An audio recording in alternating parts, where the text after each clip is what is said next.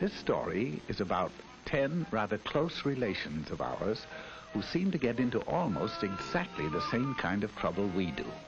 All 10 of these jolly characters lived in the same neighborhood and were all good friends, generally speaking.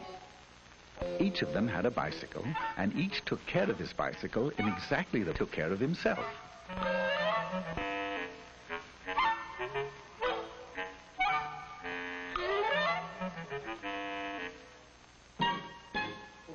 One day they held a group think and decided to have a picnic in a little park just 9 blocks away.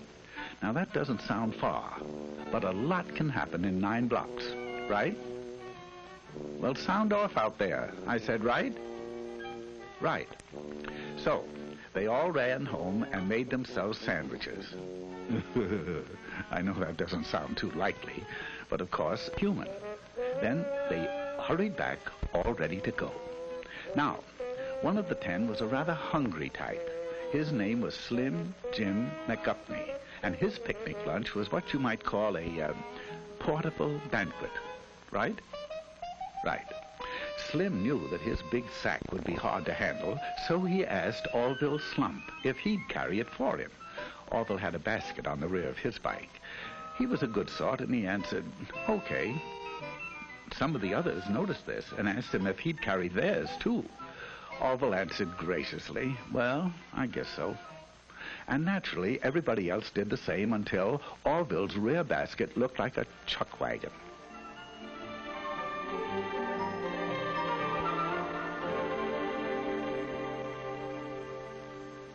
At last, they were ready to go, and at a given signal, they went.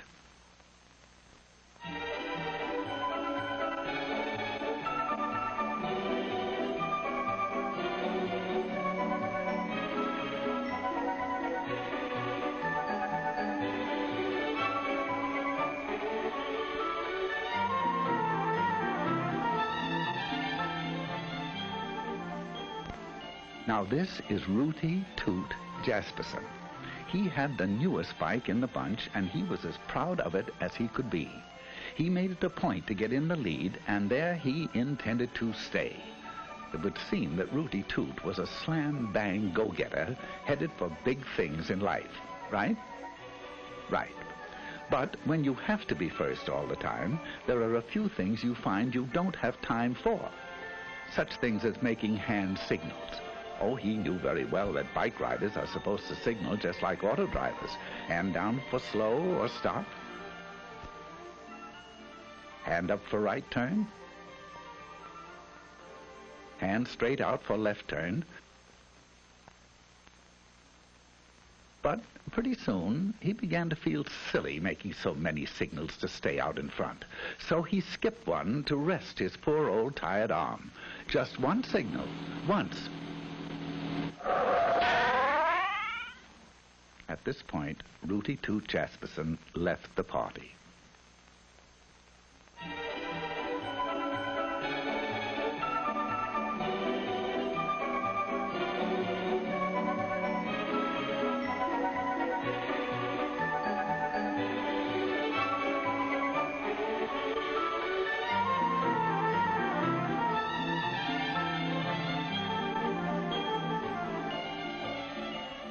This charming little thing was actually christened Tinkerbell McDillingfitty. She's a sweet and lovely girl, but she has a rather poor memory. Sometimes she forgets to brush her teeth. Sometimes she leaves homework at home. And sometimes she forgets to look at traffic signals. Now she knows that she should. She knows that she should ride just like auto drivers drive. But she's so busy being happy all the time that her little thoughts tend to wander and... Oh, dear, dear, they're wandering again. Mm-hmm. Here she goes.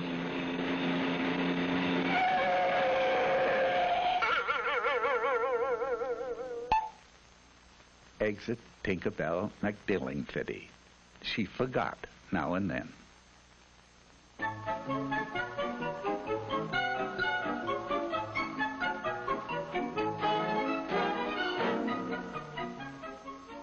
Now, let me introduce Philip Flugel. He's a star athlete, the president of his class, an honor student, and he has the handsomest profile in school. Just look at it, will you? Now, Flug, as his friends call him, has one little flaw in his character. He is very easily bored. Right now, he's asking himself why everyone has to go up this side of the street. It's so samey. So, proving that even a class president can make mistakes, he decided to ride against traffic. Oh, he knows that auto drivers never do this, and that he should follow the very same traffic rules. But he's in the mood to do something different. Anyway, there are no policemen around to see him.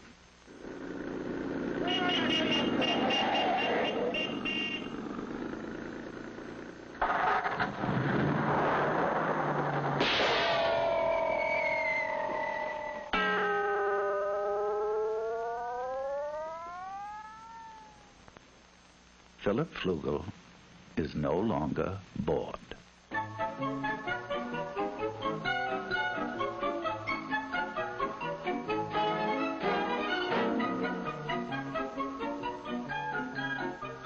You've probably wondered about this fellow on foot. Well, his name is Mosby Pomegranate. He is splendid in dramatics, but he works so hard memorizing his lines that he doesn't get around to a lot of other things. He never made it down to register his bike and get a license for it. He knows very well that a license makes it easy to find out who he is if he's in an accident, and makes the bike easy to trace if it's lost or stolen. That's his trouble. Last week, while he was rehearsing the lead in King Kong, someone rode off with his bike. He went to the police, but of course they couldn't help him since it had no license or registration. He stomped out of the police station angrily, and he's been stomping ever since.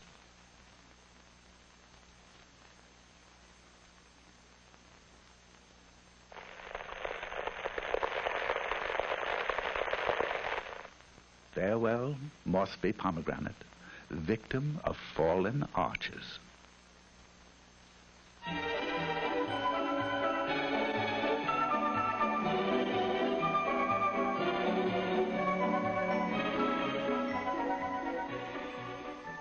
If you look carefully, you'll see Trigby Phipps. He's the smaller one in Eclipse, trying to make that bike go. His passenger is an old friend of ours, Slim Jim McGuffney.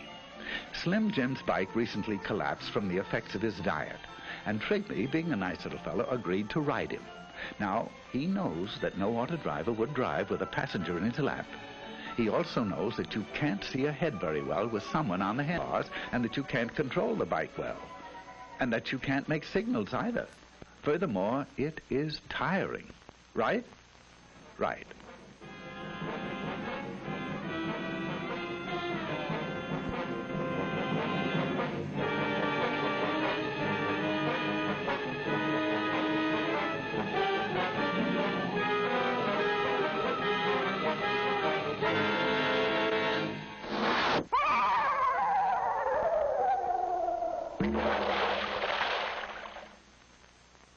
So long, fellas. There seems to be a flaw in the buddy system.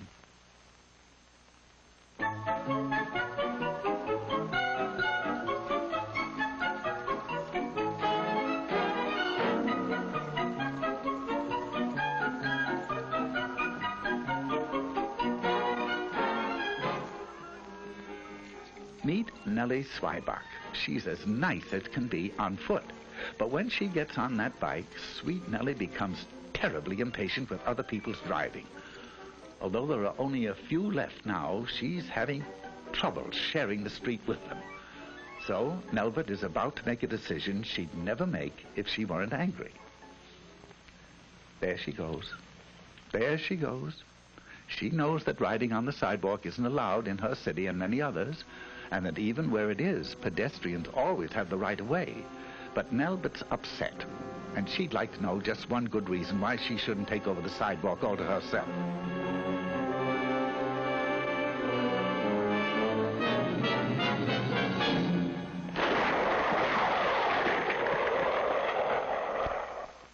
Nelbert Swibach got her one good reason.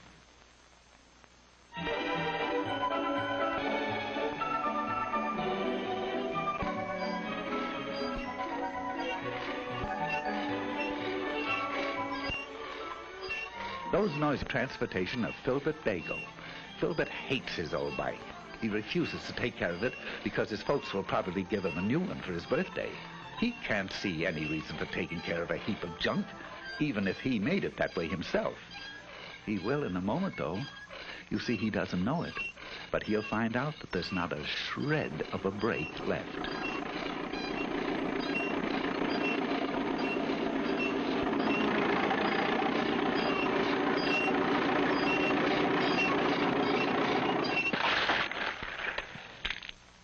Now, Filbert would be the first to agree that if it's worth riding, it's worth taking care of.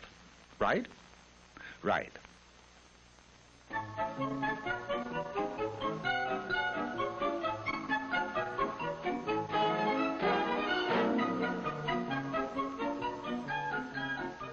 Quickly meet Stanislaw Higginbottom while you can. He's a nice boy, but he won't be with us long.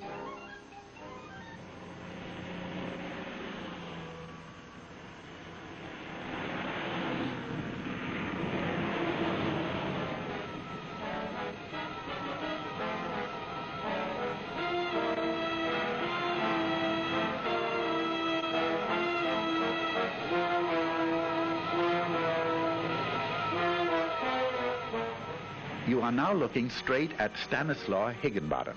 He has neither lights nor reflectors.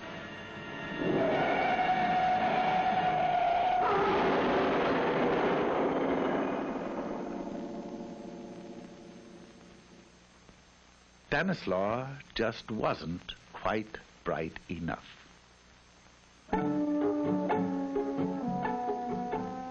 All of which leaves Orville.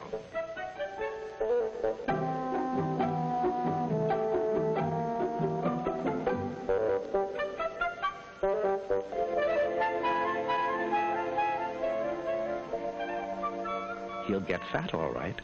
And here's why he ended up with all these groceries that he doesn't really want. This was Rooty Toot Jasperson. Maybe you remember why he didn't make the picnic. He didn't signal, just once. Do you recall Tinkerbell McDillingfiddy? She forgot to watch the signals, just once.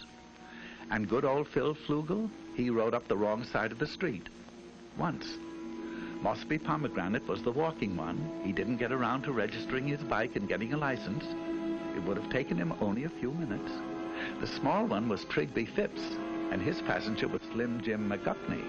They rode double into trouble. Who can forget Nelbert Swyback? She wanted to know one good reason why the sidewalks didn't belong to her. Then there was Filbert Bagel. He didn't take care of his brakes, so they didn't take care of him. And good old Stanislaw Higginbottom. No lights, no reflector, no Stanislaw.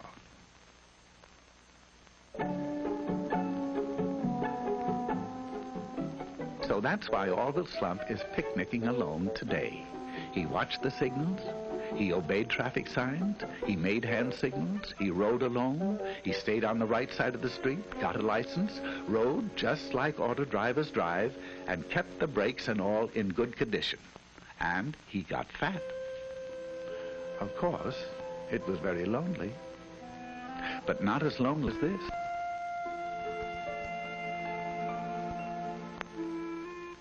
But then, as anyone can plainly see, he wasn't a monkey, right? Now, that sounds as if you really mean it, right?